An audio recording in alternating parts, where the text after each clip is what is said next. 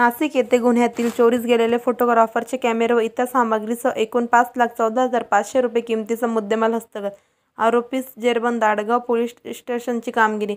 Adgaon police Thane येथे फिर्यादी नामे Tejas Vitthalrao Shinde, Shivajinagar, Palkhed road, तालुका दिंडोरी, जिल्हा नाशिक यांचे 1,77,500 रुपये किमतीचे फोटोग्राफरचे कॅमेरे, लेन्स व इतर सामग्री समृद्धी बँक्वेट हॉल, नांदूर जत्रा लिंक रोड, नाशिक तसेच औदुंबर लॉन्स, मेरी रासबिहारी लिंक रोड, म्हैसूळ, नाशिक मधून चोरी करून नेले बाबत तक्रार दिली होती. सदर गुन्ह्याचे तपासात आडगाव पोलीस ठाणेकडील DB पथकास त्यांचे गुप्त बातमीदार यांनी दिलेल्या माहितीनुसार आरोपी रोहित कुंडलिक जगडे व 21 राहता भोईगल्ली, तालुका सिन्नर, जिल्हा नाशिक यास गावठाण सिन्नर परिसरात सापळा रचून ताब्यात घेऊन गुन्हे तपासाचे कौशल्य वापरून त्यांच्याकडे सखोल विचारपूस करता आडगाव पोलीस ठाणे व म्हैसूळ पोलीस ठाणे दाखल गुन्ह्यातील चोरीस गेलेले फोटोग्राफरचे कॅमेरे व इतर सामग्री तसेच एक हिरो होंडा कंपनीची फॅशन प्रो मोटरसायकल असे एकूण 5,14,500 रुपये किमतीचा मुद्देमाल हस्तगत करण्यात आला आहे.